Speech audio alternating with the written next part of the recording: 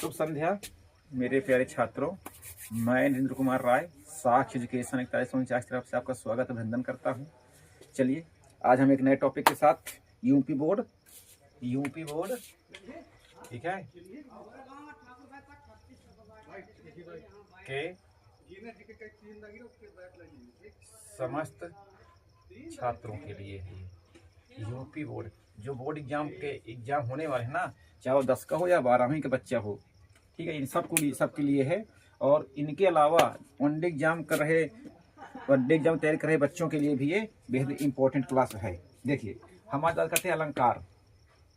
देखो मैं इसको इसलिए लिख लिया हूँ ताकि हम लोग टाइम बचा सकें, ठीक है, क्योंकि लिखने में बहुत टाइम हो जाता है, वेस्ट होता है, इसलिए मैंने इसको पहले से लिख लिया है ताकि सिर्फ आपको समझाना रहे, है ना। इसको नहीं अगर लिखूंगा तो टाइम लग जाती है, क्लासें लंबी हो जाती हैं, आपका टाइम जो है ना कम है, तो आपके टाइम को बचाते हुए मैं ये चीज़ें करने का प्रयास कर रहा हूँ। देखो अलंकार का जो बना है ये, इसका सूत्र होता है अलम करोति इति अलंकारः। अलम करोति इति अलंकारः, जहाँ पर अलम का अर्थ होता है शोभा, करोति मतलब होता है करना, करोति माने सॉरी यहाँ गड़बड़ हो गया है, करोति का अर्थ होता है कर्ता,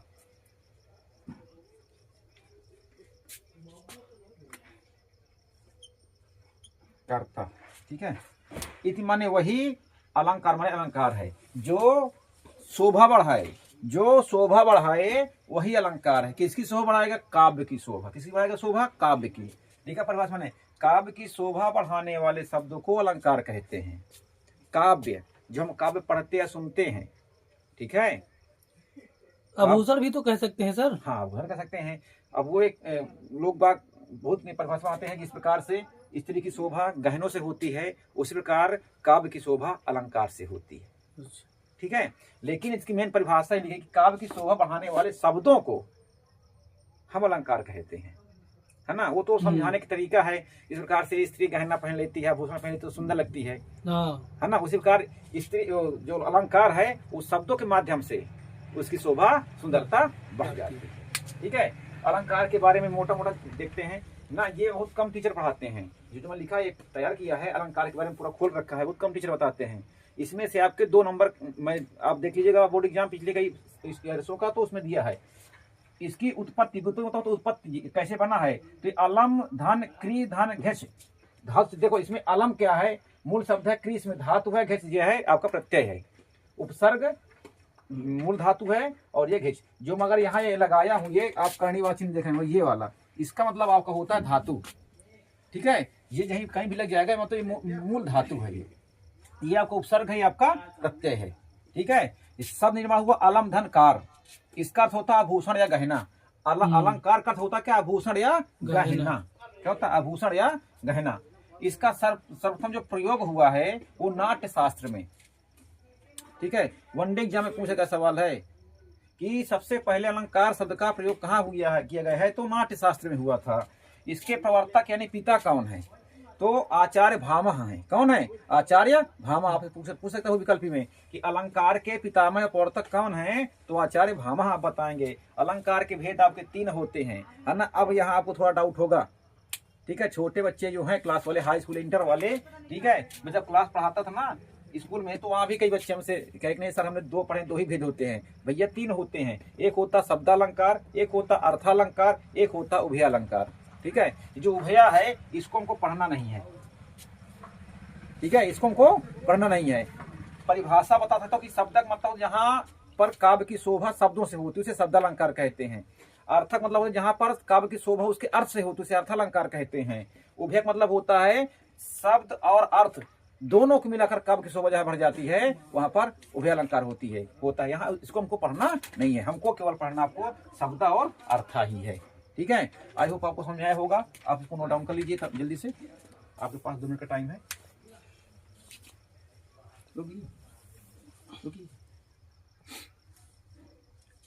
नोट डाउन कर लीजिए भैया, नोट डाउन कर लीजिए।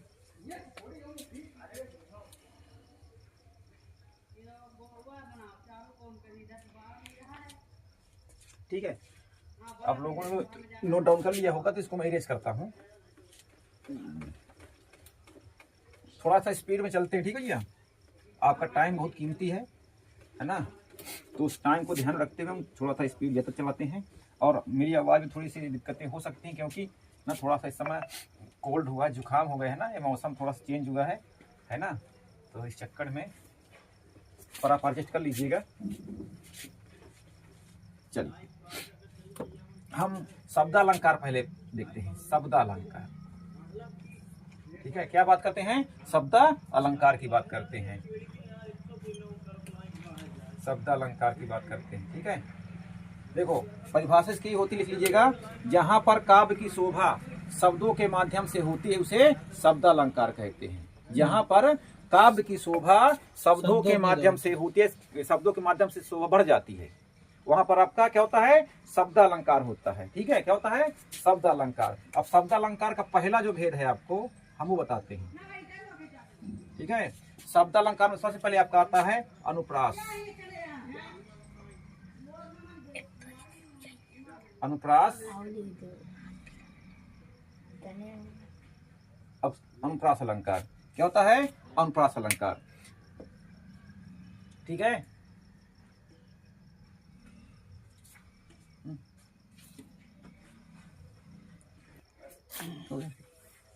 देखो परिभाषा इसकी होती है, जहां पर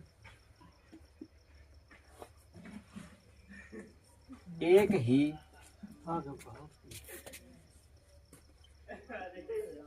व्यंजन वर्ण की बार बार आवृत्ति, आवृत्ति मतलब होता है दोहराना, होती है, वहां पर अनुप्रास अलंकार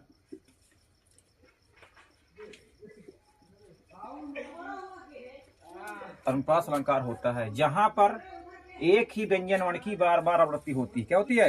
एक ही व्यंजन वर्ण की बार बार आवृत्ति होती है, वहां पर अनुप्रास अलंकार होता है। ठीक है, जैसे मैं इसका एक उदाहरण लिख के देता हूं आपको, बहुत ही प्यारा सा है। ठीक है, चंदू की चाची ने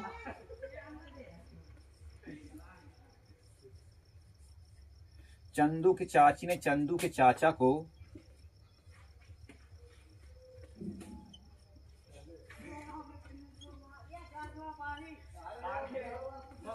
इसको बोल दो, थोड़ा कम चीज है। चंदू की चाची ने चंदू के चाचा को चांदनी की रात में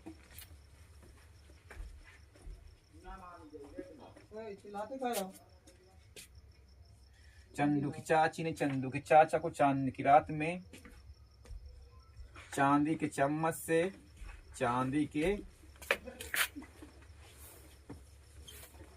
से मैं को देता चुकंदर की चटनी चटाई। ठीक है, चंदू की चाची ने चंदू के चाचा को चांदनी की रात में चांदी के चम्मच से चुकंदर की चटनी चटाई, है ना। अब देखो चा चा चा चा चा चा चा चा चा चा, एक ही व्यंजन वर्ण की क्या हुई है? बार बार आवृत्ति हुई है। याद रखिए, व्यंजन की क्या होगी? बार बार आवृत्ति, बार बार पुनरावृत्ति होगी। ठीक है, अच्छा कहीं कहीं लिखा होता है कि व्यंजन वर्ण की क्रमानुसार, ठीक है, क्रमानुसार आवृत्ति होती है, क्योंकि इसके अभी आपको 5 भेद पढ़ने होंगे। अभी आपने केवल अनुप्रास अलंकार सुना है, अनुप्रास अलंकार में भी 5 भेद होते भैया।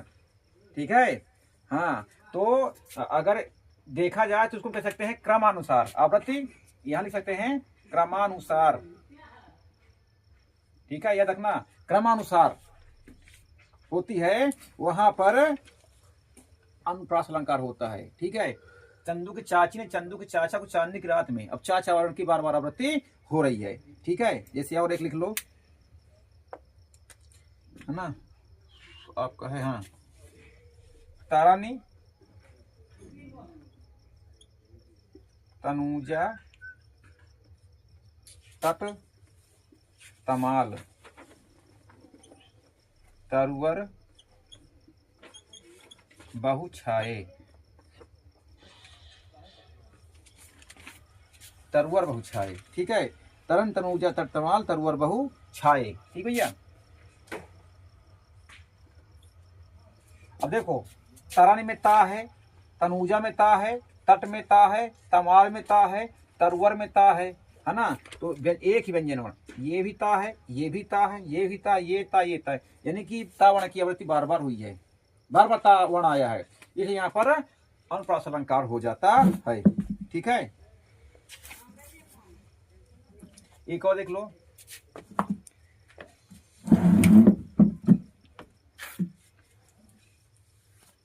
चारु चंद्र की चंचल किरणें खेल रही हैं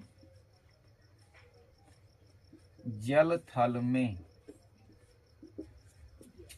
ठीक है, चारु चंद्र की चंचल किरणें खेल रही हैं जल थल में। ठीक भैया।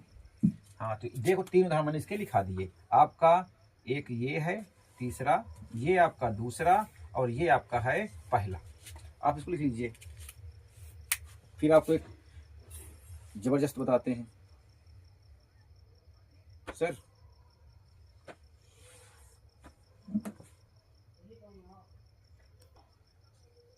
देखिए, है ना, अनुप्रास अलंकार में बता दिया। अलंकार अनुप्रास के पुनः 5 भेद होते हैं, है ना। पहला भेद आपका है छेका अनुप्रास अलंकार, दूसरा वित्तानुप्रास अलंकार, तीसरा आपका श्रुत्यानुप्रास अलंकार, चौथा अंत्यानुप्रास अलंकार, और पांचवा आपका लाटानुप्रास अलंकार।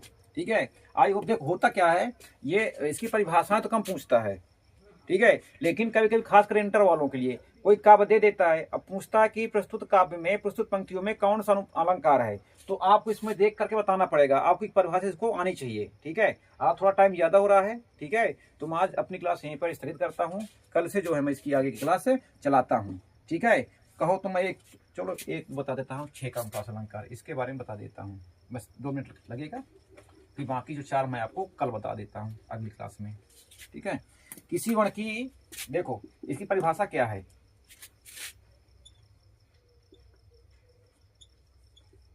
किसी वर्ण की, ठीक है, ये परिभाषा लिख रहा हूं, किसी वर्ण की केवल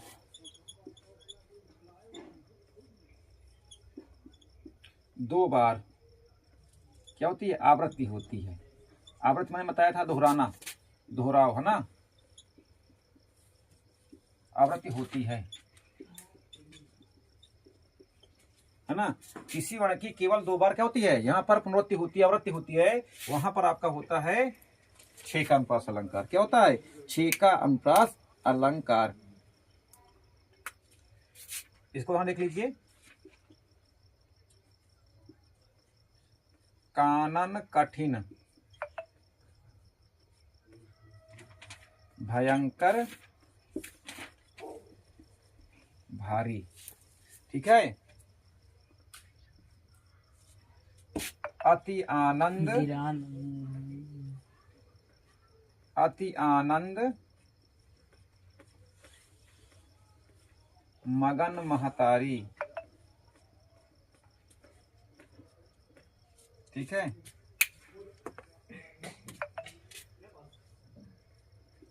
बसो मेरे नयनन में नंदलाल।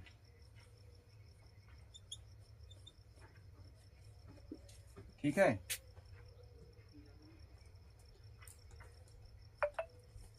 एक और लिख लो, मोहनी मूरत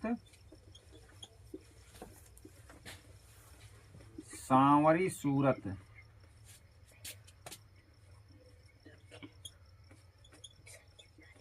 नैना बने विशाल।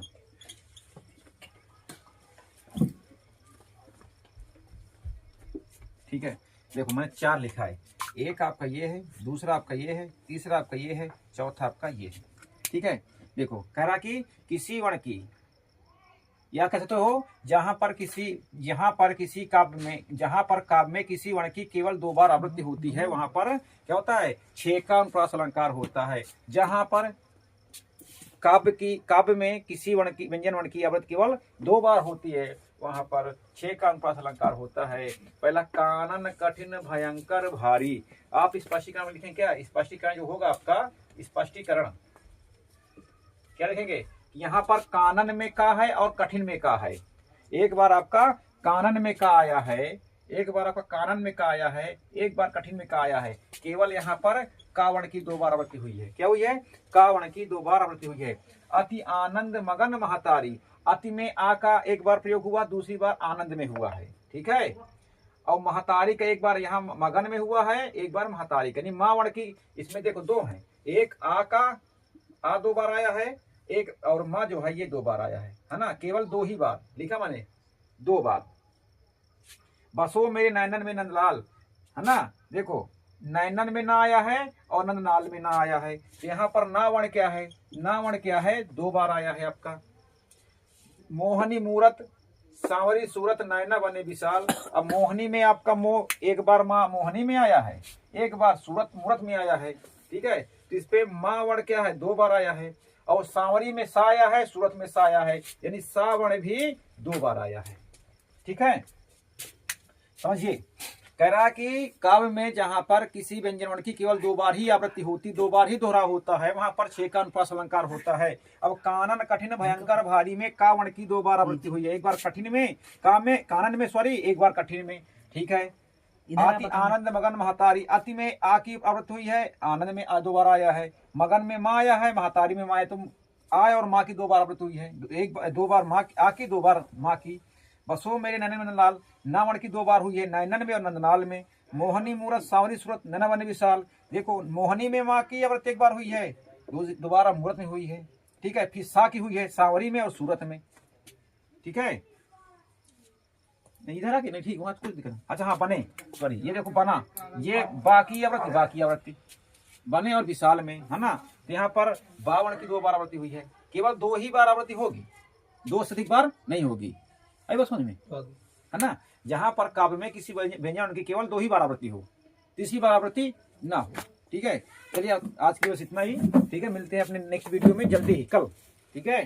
तो माई यूट्यूब चैनल, आपके यूट्यूब चैनल साक्षी एजुकेशन 4149 लाइक करें, शेयर करें, अपने मित्रों तक पहुंचाएं और मेरे कंधे को मजबूत करें। Thank you.